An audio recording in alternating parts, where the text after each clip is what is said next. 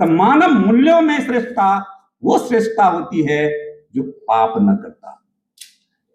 वो श्रेष्ठ, उस श्रेष्ठ की चर्चा हमारे वंशज लोग थे।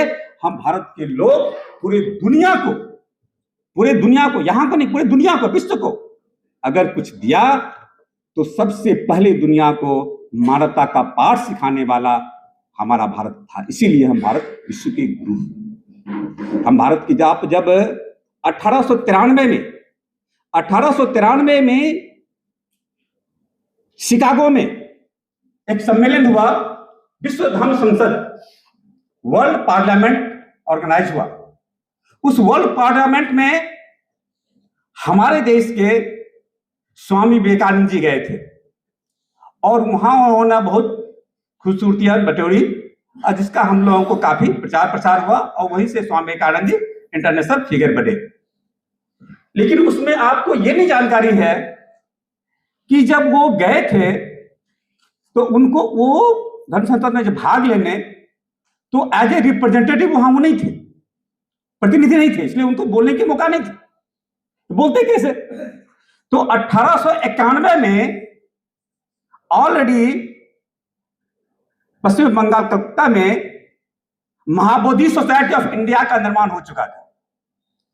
और वो कौन किए थे? अनारिक धम्पाल, जो श्रीलंका के बौद्ध भिक्षु थे।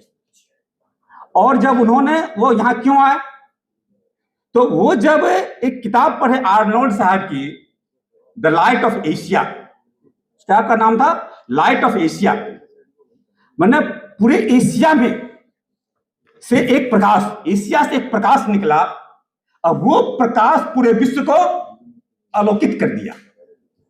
वो उस किताब का यही मीनिंग्स है। वो थे भगवान बुद्ध, है ना। ये आर्नोल्ड ने अपनी किताबों में लिखा है, लाइट ऑफ एशिया में। वो तो उसी किताब को लेकर के जब वो श्रीलंका में उसको अध्ययन कर रहे थे और इंडिया की हालत देख के गए थे, तो वहां पे उन्होंने वो बातें शेयर किया। तो वहां जब शेयर किए तो अनारिक धम्पाल को लेकर तब तो हम इंडिया जाएंगे और इंडिया में जो बुद्ध की हालत है उसको हम बदलेंगे। और वो आए 1891 में और वहां पर महाबोधि सोसाइटी ऑफ इंडिया का निर्माण किए कलकत्ता में। तो बौद्ध धर्म पर बोलने के लिए बौद्ध उस प्रतिनिधि थे कौन? अनारिक धम्पाल। तो फिर स्वामी विवेकानंद जी जाके अनारिक धम्पाल से मिले तो उन दोनों की जो बातचीत हुई तो उनको लगा कि तो विद्वान आदमी है, आज को बोलने का मौका मिलना चाहिए। और इंडिया तो उन्होंने कहा कि भाई कोई भी धर्म है, अगर विश्व धर्म संसद चला रहे हो तो सबको मौका देना चाहिए बोलने का। ऐसा क्या धर्म संसद चला रहे हो कि कुछ मौके नहीं धर्म को, उसकी बात ही नहीं सुनो। तो अगर आपके पास आयोजक के पास समयाभाव है तो मेरे समय में से काट लिया जाए और ये स्वामी विवेकानंद जी को दिया जाए उनको बोलने के लिए। तो फिर वो स्वामी विवेकानंद जी उनका समय भी काट करके, ये थे बौद्ध। आप बौद्ध परंपरा की बात करते, ये होता है, ये गुण होता है। तो वो जो वो अपना समय दिए स्वामी विवेकानंद जी को, और तब उन्होंने वो बात, अपनी बातें रखी और ब्रदर एंड सिस्टर कहा तो दुनिया का दिल जीत लिया। और पूरे अमेरिका में, आपके यहाँ नहीं बताया गया आपकी मीडिया ने, कि पूरे अमेरिका में दो ही आदमी का तहलका मचा, एक स्वामी विवेकानंद जी का और दूसरा अनारिक धम्पाल का। तो अनारिक धम्पाल जी ने जो बातें कही, वो बातें का सार यही है कि पूरा विश्व बुद्ध का ऋणी है, पूरा विश्व बुद्ध का ऋणी है। वो किताब है। और 17 सितंबर को ही अनारिक धम्पाल जी का जन्म हुआ। 17 सितंबर को ही रामास्वामी पेरियार साहब का जन्म हुआ। और हम नॉर्थ इंडिया के लोग 17 सितंबर को विश्वकर्मा जयंती मनाते हैं। अगर वो अतीत से था तो डेट कैसे? प्रश्न छोड़ने दिया। अब डालते जाएंगे, अब डालते जाएंगे उसको। फिर दूसरी चीज, जो ऐसी हालत हुई क्यों, ये क्यों से अभी आना पड़ा अनारिक धम्पाल जी को? तो आप देखेंगे कि एक समय जब लोग आए इंडिया में, इंडिया क्यों आए लोग, इंडिया की क्यों खोज हुई? आपको आप पढ़े होंगे कि इंडिया की खोज हुई। और ये कौन खोजा? जब औद्योगिक क्रांति हुई विश्व यूरोप में, तो यूरोप में जब औद्योगिक क्रांति रेनेसां आया तो वो लोग अपने व्यापार को और बढ़ाने के लिए इंडिया की खोजा। इंडिया की खोज की। क्यों? कि उनको पता था, वो इंडिका पढ़े थे। इंडिका किसने लिखा? मेगास्थनीज ने। मेगास्थनीज कौन थे? तो सिकंदर आए थे, तो सिकंदर के साथ उनके सेनापति एक थे, है ना, उनके एक सेनापति थे, और दूसरा एक राइटर थे जो किताब लिखते थे, उनका नाम था, लिखने वाले किताब का नाम था मेगास्थनीज, और सैनिक का नाम था, सब लोग जानते हैं, सेल्यूकस। तो सिकंदर थे, सेल्यूकस थे, और मेगास्थनीज थे। तो मेगास्थनीज ने उस समय में किताब लिखी थी, उसका नाम था इंडिका। तो इंडिका को पढ़ करके, लंबा हो जाएगा, उधर नहीं जाऊंगा, टाइम नहीं भी। तो इंडिका को पढ़ करके पूरा यूरोप जानता था कि भारत एक समृद्ध देश है, वहां अगर हम अपना उद्योग फैलाते हैं, हमको काफी धन कमाई होगी। तो वो लोग खोजना शुरू किया। तो पहला ट्रिप चला, तो कोलंबस चले, और वो उनको लगा काला लोग है, लगा कि इंडिया है, लेकिन वहां के जो और सांस्कृतिक बनावट और सब मिला, तो उससे लगा कि नहीं, ये इंडिया नहीं है। तो फिर बाद में पुर्तगीज शासन से के थ्रू एक दूसरी फ्लीट चली, उसके नेतृत्व कर रहे थे वास्को डी गामा। तो वास्को डी गामा जब आए केरला, तब जाके गोवा में, अभी भी जाके पहले जहाज बनी थी, गोवा में लगी, अभी भी गोवा में एक जगह है, उसका नाम है वास्को डी गामा। तो वास्को डी गामा जब वास्को डी गामा पहुंचे इंडिया, तब जो रूपरेखा बताए लोगों को, हाँ ये इंडिया है, ये स्वीकार किया यूरोप का लोग, और तब लगा ये इंडिया है। तो कोलंबस जो खोजा था वो क्या है, उसका नाम रख गया वेस्ट इंडीज, वो वेस्ट इंडीज हो गया, और आपका इंडिया बन गया ये यहाँ पे। तो इस तरह से वो उनको पता था कि हम इंडिया बहुत समृद्ध देश है, और तो वहां जाना है। तो ये जो चीजें खोजने के लिए चाह रहे थे, तो इंडिया उसको खोजने की जब इंडिया आया, तो उसको जो पता था अंग्रेजों को, तो कि भाई इंडिया में ये सब है, तो उन्होंने खुदाई शुरू करवाए। तो खुदाई करने के बाद जो जानकारी मिली, तो कनिंघम या और भी जो जॉनसन, जो वो सारे लोग थे जो आए, जॉन मार्शल और सब लाए, तो उनसे थ्रू जो जानकारियां मिली, उस जानकारी से पूरा भारत का इतिहास निकल गया। क्योंकि रेल तो 1853 में शुरू हुआ थाने से मुंबई तक, लेकिन दूसरी जो ट्रेन चल रही थी लाहौर से मुल्तान तक के बीच में, दूसरी ट्रेन लाइन बननी थी, लाहौर से मुल्तान के बीच में लाइन बननी थी। तो लाहौर से मुल्तान के बीच में जब खुदाई हो रहा था, तो सीधे रास्ते में एक बहुत ऊंचा पहाड़ी जैसा था। तो अंग्रेज ने लिखा कि पहाड़ी इसको खोदो, तो जब खुदाई इसको हटा देंगे तो रास्ता सीधा बन जाएगा, रेलवे लाइन बिछ जाएगी हमारी। तो रेलवे लाइन बिछाने के चक्कर में, उसको हटाने के चक्कर में, वहां से एक सभ्यता मिली। अंग्रेज सभ्यता खोजने नहीं गए थे, अंग्रेज क्या करने गए थे, रेलवे लाइन बिछाने गए थे, और उसको वो सभ्यता मिली।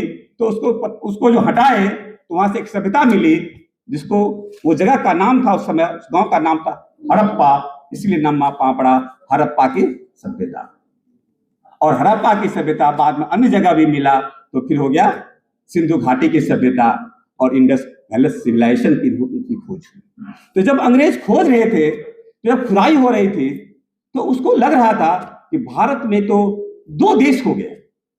जब अंग्रेज की खुदाई हो रही थी, तो भारत में दो देश था, एक धरती के ऊपर का देश, एक धरती के नीचे का देश। तो धरती के ऊपर क्या था, तो धरती के ऊपर राम और कृष्ण थे, और धरती के नीचे अशोक और बुद्ध।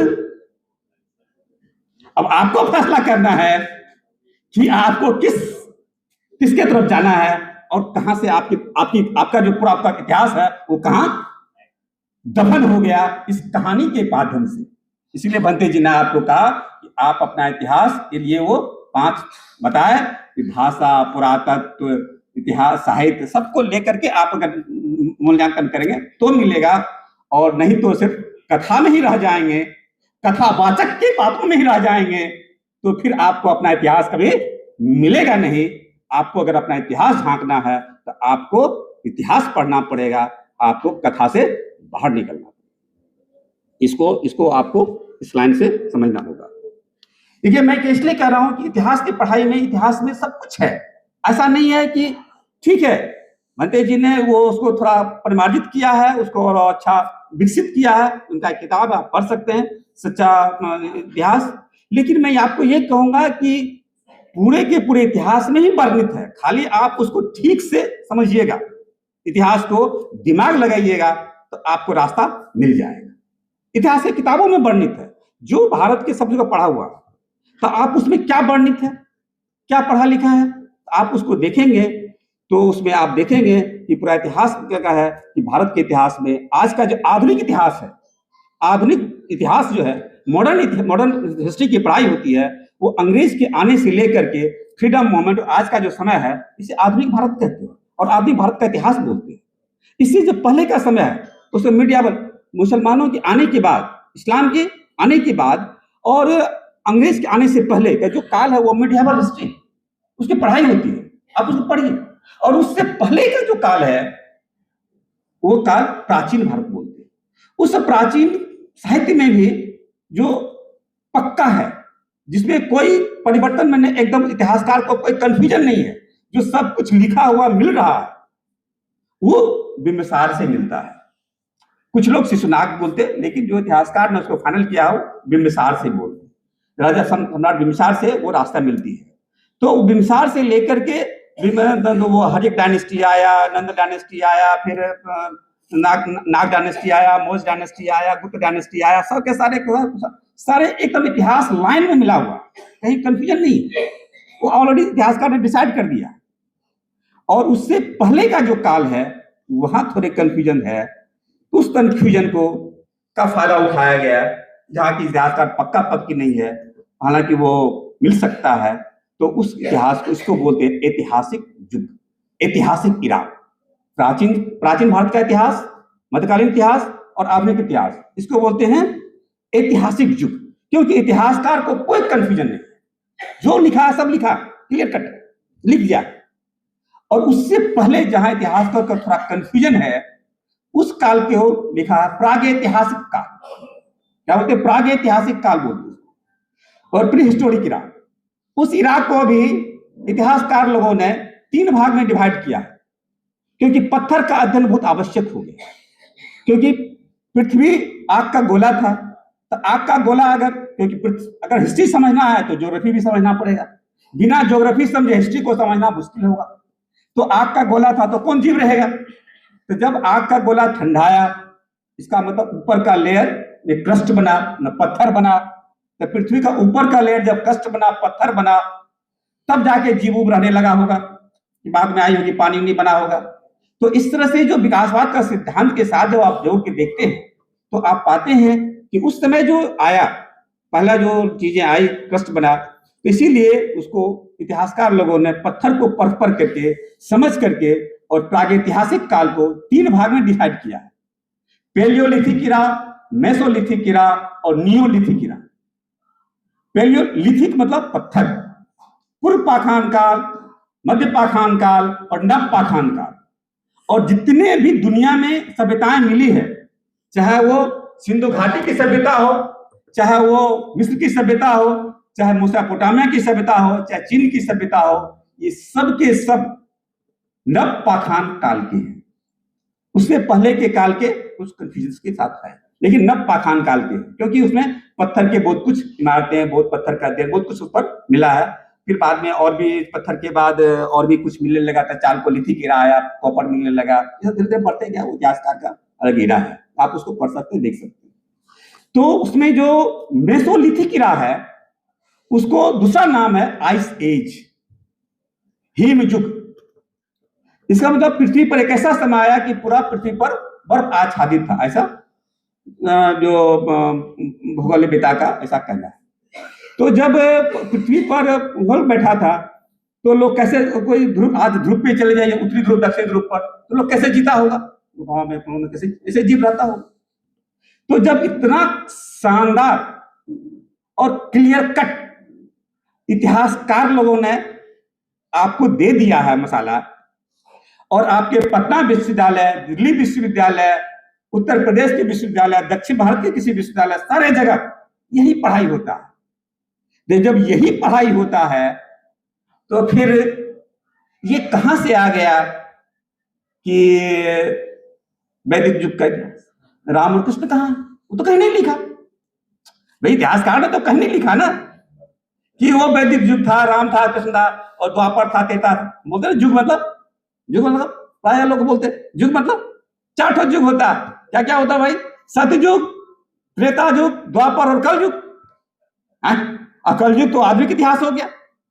और उसके बाद जब इतिहासकार, पूरे भारत का, पूरे विश्व का इतिहासकार, हर एक देश का डिसाइड कर दिया है कि ऐसा है, तो फिर आप क्यों उधर पड़े हो? उस हम हिस्ट्री के प्रोफेसर से पूछा कि युग तो बताने लगा सतयुग कल युग। तो ये सब क्या आप इतिहास में ये पढ़ाते हो क्या? तो बोला नहीं सर, हम तो ये तो आप ये पढ़ाते, ये पढ़ाते। बोला नहीं सर, ये पढ़ाते। तो फिर ये क्यों बोल रहे? क्योंकि आदत पड़ी, ये प्रचारित कर दिया गया समाज में गलत चीज को, और उसी को लेकर हम लोड रहे हैं, उसी को इतिहास मान रहे हैं। तो हम क्या कि कथा को, कहानी को इतिहास बना लिए, इसीलिए हमारा कंफ्यूजन। अब प्रश्न उठता है ऐसा क्यों हुआ, ऐसा क्यों किया गया, ऐसा क्यों हुआ कि इतिहासकार में, और एक होता है इतिहासकार और एक होता है साहित्यकार, दोनों में फर्क है। साहित्यकार साहित्य का निर्माण कर रहा है तो उसको ये छूट है कि अपने मन के उड़ान को जितना उड़ा सके उड़ा सकता है, क्योंकि साहित्य सृजन कर रहा है, वो साहित्यकार है, ही एट लिबर्टी, वो लिख सकता है, अपने मन के उड़ान को उड़ा सकता है। लेकिन जैसे ही वो इतिहासकार की बात आती है, उसको ये छूट नहीं है, उसको प्रमाण देना पड़ेगा, पुरातात्विक साक्ष्य का प्रमाण देना होगा। अगर प्रमाण नहीं देता है तो इतिहास नहीं बन सकता। तो इसी आधार पर ये जो दो आए, तो यहीं पर जो वैदिक साहित्यकार थे, उन्होंने एक कथा लिखी, राजा हरिश्चंद्र की कथा, कहा ये सतयुग में हुआ था। एक कथा लिखा राम की कथा, राम की कहानी, राजा राम की कहानी, कहा ये त्रेता में हुआ था। और फिर एक राजा कृष्ण की कहानी लिखा, कहा ये द्वापर में हुई। कुछ देर होती है, यही इतिहास, यही इतिहास। अब प्रश्न उठता है कि हम इतिहासकार और के नजरों से नहीं देखते, हम साहित्यकार के नजरों से इतिहास को देखते। ये गड़बड़। साहित्यकार के नजरों से साहित्य को देखिए, इतिहासकार के नजरों से इतिहास को देखिए, तो आपको अब सच्चाई प्राप्त होगा, अन्यथा नहीं प्राप्त होगा। आप ऐसे घूमते रह जाएंगे, आपको कुछ नहीं मिलेगा। क्यों? अब प्रश्न उठता है कि वैदिक साहित्यकार ने अपने किताब को लिख करके और युग में कन्वर्ट क्यों किया? युग मतलब इतिहास, इरा क्यों कन्वर्ट किया? क्या उद्देश्य था उसका? कुछ तो रहा होगा ऐसा करने का। तो आप देखेंगे कि जो दो इतिहास तो वैदिक लोग भी जो अभी मानते हैं कि ये मुस्लिम काल है और ये मेडिवल हिस्ट्री है और ये आधुनिक हिस्ट्री है, अंग्रेज को मानते, क्रिश्चियन को मानते, मुस्लिम को मानते, और दोनों को विदेशी कहने पर लगे हैं। वे दोनों को विदेशी कहने पे लगे हैं, है ना? दोनों विदेशी है, हम ही इंडियन है, क्योंकि उनको ये भी प्रूफ करना है कि मैं ही इंडियन हूं, अन्य लोग विदेशी है। तो इस प्रूफ करने में वो दोनों को मानते भी हैं और कहते हैं ये विदेशी भी है। एक बात है। लेकिन इसके बाद, चाहे मध्य युग और आधुनिक युग के बाद, जो पूरा प्राचीन इतिहास है वो बौद्धों का है, नागों का है।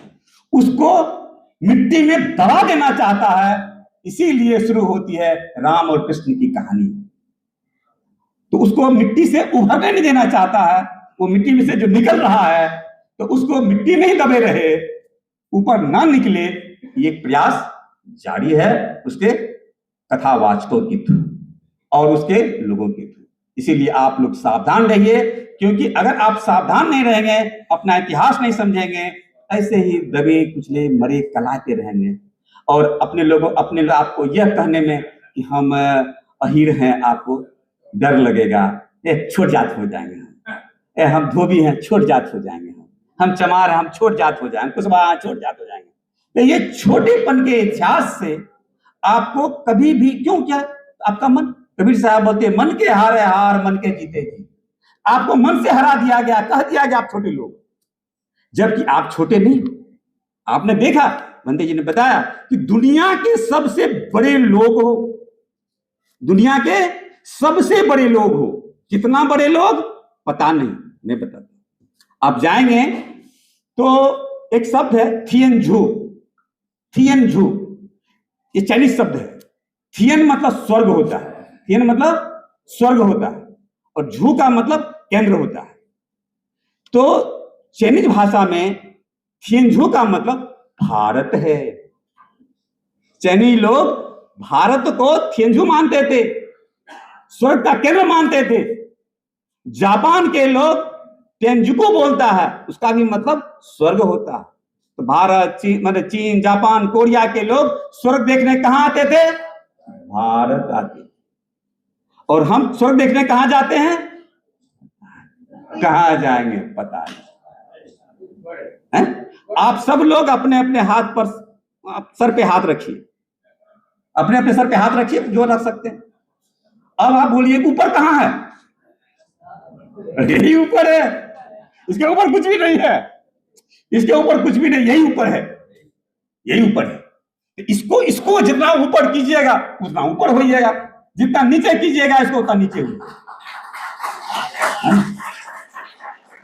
तो ये जो है आप इसको, ये इसका मतलब क्या हुआ कि अगर ये स्वर्ग था तो हम कौन है? उस स्वर्ग के देवता के संतान। अगर ये स्वर्ग है तो हम कौन है? उस स्वर्ग के देवता के संतान। तो स्वर्ग के देवता के लायक है क्या हम क्या देवता के संतान के लायक है क्या? है? आज किस हालत में है? तो मैं ये कह रहा हूं, हे देवता के संतानों, देव पुत्र, उठो उठो, अपना स्वर्ग बनाओ, अपना स्वर्ग बनाओ, अपने स्वर्ग को निर्माण करो। जो स्वर्ग आपसे चिरा है उसको क्रिएट करो। ये आवश्यकता है आज के समय में। भारतवर्ष के SC ST OBC ये जितने सारे लोग हैं, ये हिंदू कुछ भी नहीं है। हिंदू ही नाग है, हिंदू ही बौद्ध है। ये हम नहीं, ये बाबा साहब कहते। ये मैं नहीं कहता, ये बाबा साहब कहते। मैं आपको बाबा साहब के पास ले चलता। आप बाबा साहब के पास अगर जाएंगे तो आप देखेंगे कि बाबा साहब, हम लोगों को आज ये इतना फायदा हुआ, हम लोगों को इतना फायदा हुआ कि आज हमारे समाज में थोड़ी चेतना आई है। और उस चेतना के निर्माण से हम क्या कर रहे हैं? संविधान का खतरा समझ रहे हैं। हमको लग रहा है कि संविधान खतरे में है और हम सब संविधान बचाने के लिए दौड़ रहे हैं, क्योंकि संविधान से डायरेक्ट बेनिफिट मिला। हम डॉक्टर बने, इंजीनियर बने, मंत्री बने, मुख्यमंत्री बने, जज बने, कुछ भी बने, और जीवन भी, आम आदमी का जीवन भी बेहतर हुआ। जाति प्रथा में जो वो जकड़न थी, पकड़न थी कि जो जात में जन्म लिए हो वही काम करना पड़ेगा, उससे मुक्ति के लिए हम कोई काम कर सकते हैं। ऐसा नहीं कि संविधान से खाली पढ़े लिखे को, ये जो कंफ्यूजन डाला जाता है कि पढ़े लिखे को फायदा आरक्षण, आम आदमी क्या, अरे सबको फायदा हुआ। जो खेत में काम करने वाला मजदूर है उसको भी फायदा हुआ, कपड़ा धोने वाले को भी फायदा हुआ, क्योंकि पहले जातिवाद इतना मजबूत था कि जो न जात में जन्म लिए हो वही काम करना पड़ेगा। लेकिन आज कोई भी काम कर सकते, जो हमको सूट करेगा, जहां अच्छा होगा। तो सबको लाभ हुआ ना संविधान से, कि खाली पढ़े लिखे को लाभ हुआ। ये रॉन्ग नोशन है, ये गलत चीज बताया जाता समाज को। तो मैं ये कह रहा था कि बाबा साहब ने वो क्या किया, तो संविधान से ये फायदा हुआ कि लाभ हमको मिलने लगा। तो अब लगता है वो लाभ छिना जाएगा तो हमारा नेक्स्ट जनरेशन, हम तो बन गए मंत्री, हम तो बन गए डॉक्टर, हम तो बन गए IAS, हमारा नेक्स्ट जनरेशन क्या होगा? ये चिंता आपका जायज है और आप उधर दौड़ भी रहे हैं, संविधान को बचाने का प्रयास भी कर रहे हैं। ये अच्छी बात है, ये अच्छी लक्षण है, अच्छा चीज है।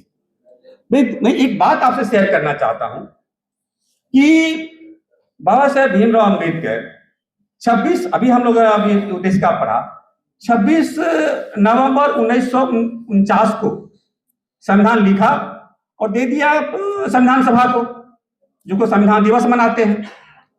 और 26 जनवरी 1950 को लागू भी हो गया। तो जब 26 जनवरी 1950 को लागू हो गया तो उसके बाद तो बाबा साहब का संविधान से ही सब कुछ मिलना है। अगर हमारी ऐसी समझ है, अगर हमारी ऐसी समझ बनी है कि संविधान से ही सब कुछ मिलना है, तो बाबा साहब का संविधान लागू हो गया तो बाबा साहब को चादर तकिया पान के सो जाना चाहिए था। भाई हम संविधान बना दिया, संविधान लागू भी हो गया, हमारे लोगों को सब कुछ मिल जाएगा। उसके बाद उनको कुछ नहीं करना चाहिए था, उनका जो सोशल मूवमेंट था खत्म हो गया। क्या ऐसा था? क्या बाबा साहब उसके बाद सोए रहे या कुछ किए? क्या क्या किए पता नहीं, वो क्या क्या किए पता नहीं, क्या क्या किए, लेकिन जो एक बड़ा काम किए, जो इंटरनेशनली एक्लेम्ड है, वो क्या है? 14 अक्टूबर 1956 को नागपुर में धम्म दीक्षा दी। ये इंपॉर्टेंट लैंडमार्क है पूरी दुनिया में बाबा साहब के करतूत। बाबा साहब को 3 चीज के लिए जाना जाता है। एक, आर्किटेक्ट ऑफ कॉन्स्टिट्यूशन, मसीहा ऑफ डॉन टॉडन, एंड तीसरा, revival of Buddhism India. Revival of Buddhism India के लिए भी वो जाने जाते हैं। ये बड़ा कदम है। तो ये जो वो कदम लिए, वो क्यों लिए? ये बात हम सबको सोचना चाहिए कि क्यों नागपुर में जाके धम्म दीक्षा लेते। तो बाबा साहब को भी पता था कि हमारे समाज में जब संविधान लागू होगा, तो उस संविधान लागू होने के बाद जो हमारे समाज में जागृति आएगी, हमारे बच्चे जो पढ़ेंगे लिखेंगे, तो फिर वो भटकेंगे कि हम कहां जाएं, किस संस्कृति के साथ जुड़े। तो कोई आज वो वैदिक संस्कृति के साथ जुड़ा हुआ है और मार खा रहा है, आज वैदिक संस्कृति के साथ जुड़ के मार खा रहा है। इसी में से कोई इस्लामिक कल्चर में जा रहा है, इसी में से कोई क्रिश्चियन कल्चर में जा रहा है। लेकिन कहीं भी जाए, तो अगर कहीं किसी नए कल्चर में जाएगा, किसी दूसरे कल्चर में, तो उसको तो अपनापन नहीं रहेगा ना। वो पहले से जो लोग हैं उसको वो दर्जा नहीं देंगे जो मुझको मिलना चाहिए। जैसे आज मेरा बेटा भी हो, हमारा 2 बेटा, एक को हमने गोद उठा लिया और एक मेरा अपना बेटा है। तो एक बेटा जो उसको गोद उठाए और दोनों को पाले पोसे अच्छे से, अगर हम गैर बराबरी करें तो बहुत अंतर हो जाएगा।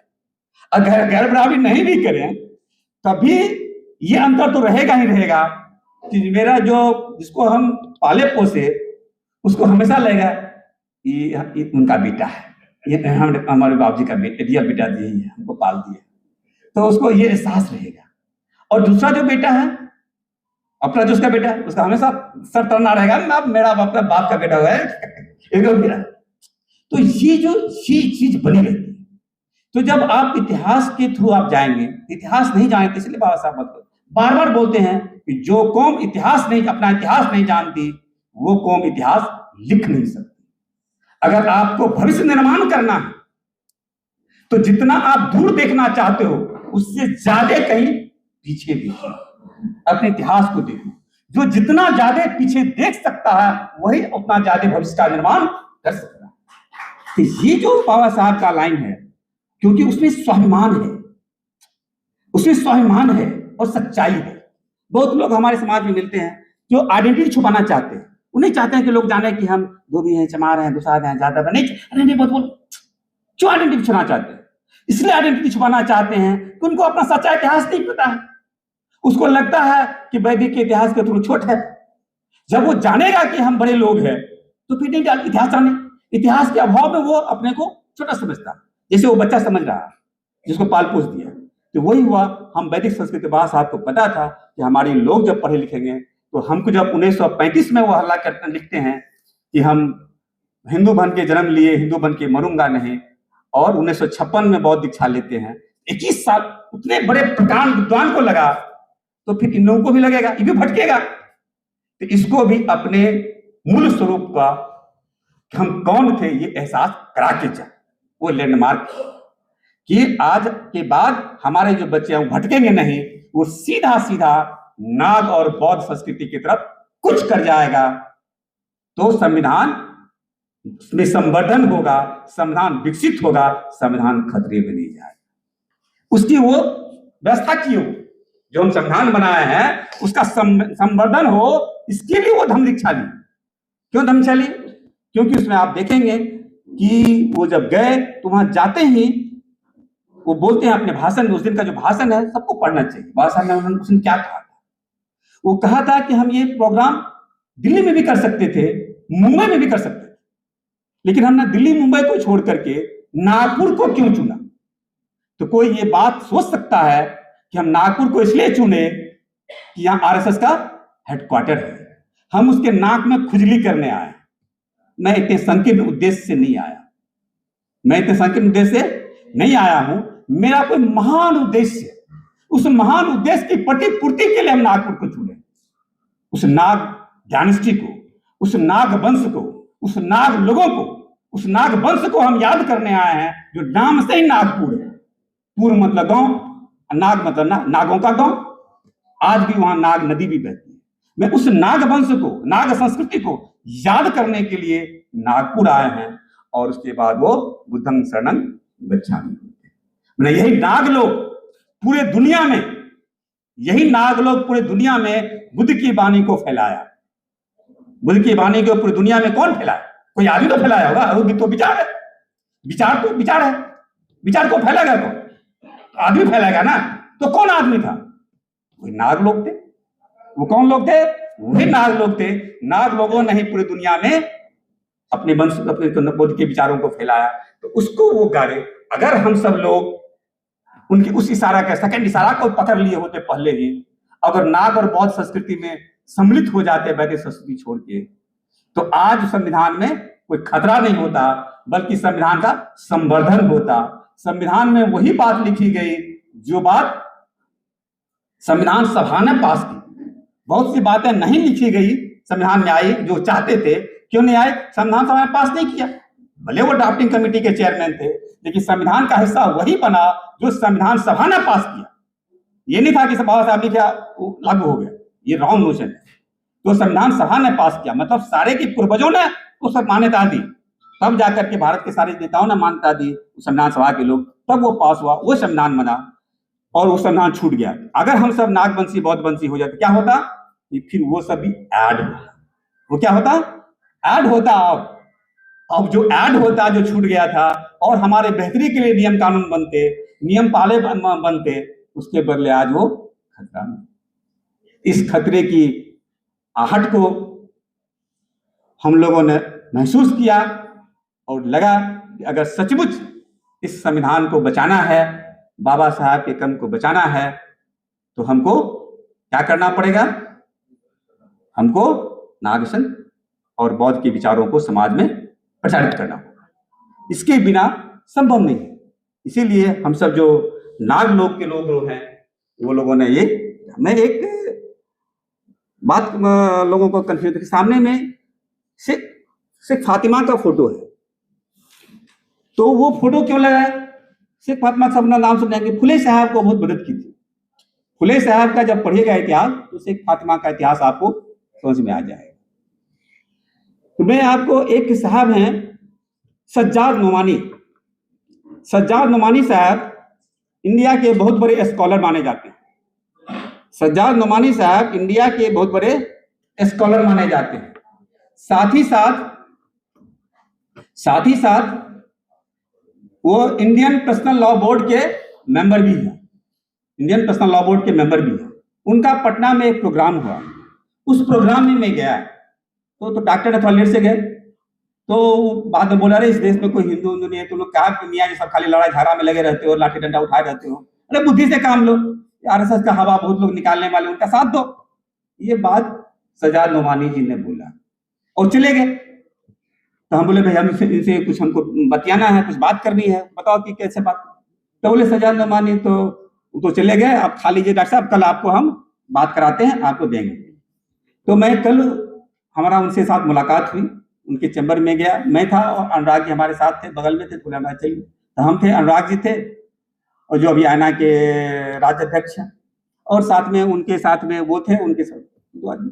तो उन्होंने जो बातें कही, मैंने उनसे पूछा सर आप क्या बोले नहीं बोले। मैं ये आपको जानना चाहता हूँ कि 570-71 के आसपास में मोहम्मद साहब इस प्लेनेट पे आए, पृथ्वी पर आए, और 30-35 साल 40 साल के हुए। जब उनको ज्ञान हुआ तो इस्लाम का पैगाम लाए, और वो इस्लाम का पैगाम इंडिया आने 50-100 वर्ष और लगा होगा। तो हम हिंदू को तो छोड़ दीजिए, इस देश के मुसलमान इस्लाम के पैगाम के बाद मुसलमान बनने से पहले क्या थे? हिंदू नहीं थे क्या थे? बोलिए। तो उनका सीधा जवाब था, बहुत पढ़े लिखे लोग हैं, ज्ञानी लोग हैं, उन्होंने बहुत स्पष्ट रूप में कहा कि डॉक्टर साहब भारत ही नहीं पूरे भारतीय प्रायद्वीप का मतलब अफगानिस्तान टू बर्मा, तिब्बत से लेके इंडोनेशिया, ये जो क्षेत्र है इसको इंडियन पेनिनसुला कहा जाता है, भारतीय प्रायद्वीप।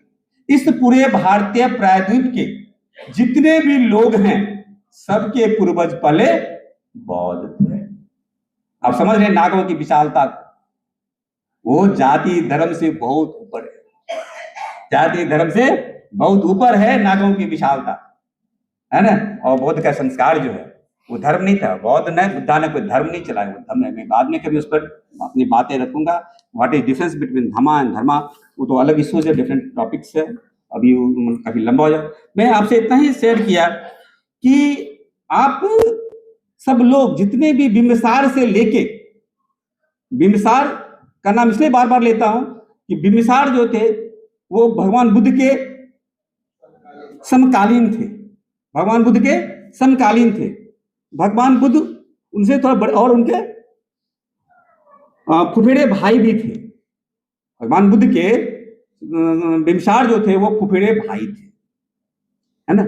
उनके फुआ की शादी थी यहाँ पे उनके बाबूजी से, तो बिंबिसार और दोनों समकालीन थे।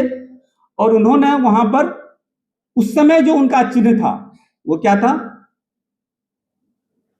सिंह लायन का, उनका जो राज्य का चिन्ह था वो सिंह था, और सिंह ही जो है उनका राजधर्म था। वही चीज अशोक ने अपने स्तंभ में सिंह लगाया, और आज आपका भी राष्ट्रीय मुद्रा में वहां जो चिन्ह है वो अशोक का स्तंभ में वो चिन्ह है, और वो चिन्ह सिंधु घाटी में मिलती है, वो लायन का उसी तरह से बैठा हुआ।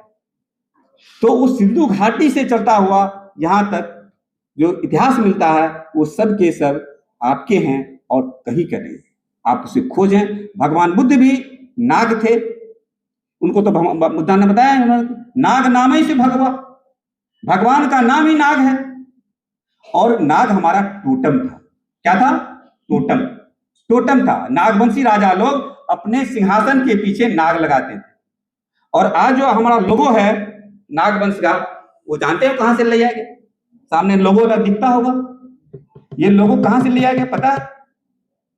ये लोगो आज आप जाएंगे जो इंटरनेशनल धरोहर है, बोध गया महाबोधि टेम्पल जो है बोध गया का, वहां अगर जाएंगे तो आप देखेंगे कि बोध गया टेम्पल में जाने के बाद बाएं साइड जाएंगे, तो बाएं साइड जाएंगे तो आपको एक तालाब मिलेगा, सरोवर, है ना।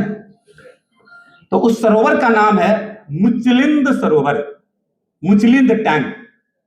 उसके अंदर में आप देखेंगे कि जो पिलर है एक ऐसे सांप का फोटो बना हुआ है, और भगवान बुद्ध उसमें तपस्या में लीन मुद्रा में दिखाए जाते हैं। ये पूरा दुनिया में वो फोटो जाता है, तो पूरे दुनिया के लोग वहां आते हैं। तो मुचलिंद कौन थे? अब प्रश्न उठता है कि वो मुचलिंद टैंक है, तो मुचलिंद कौन थे? तो भरूच के स्तूप से यह स्पष्ट हो चुका है कि एक नाग राजा का नाम था मुचलिंद।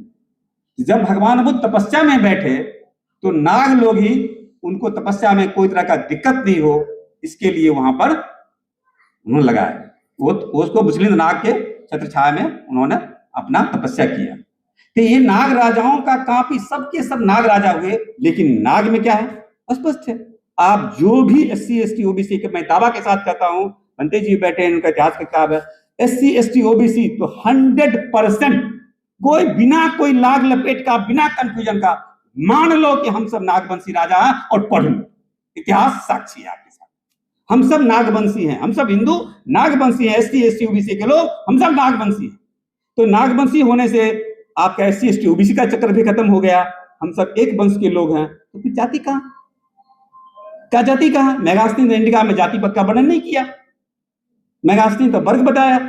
आप अगर जाएंगे तो मैं नहीं जाऊंगा, तो वर्ग बताया, वर्ग था, मैंने राजा थे, सिपाही था, मंत्री था, पुरोहित, ऐसे ये था, वो था ही नहीं, कृषक थे, चरवाहे थे, ऐसा था।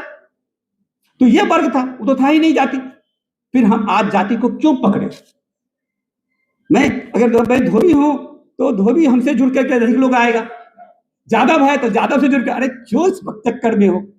हम सब नागवंशी हैं।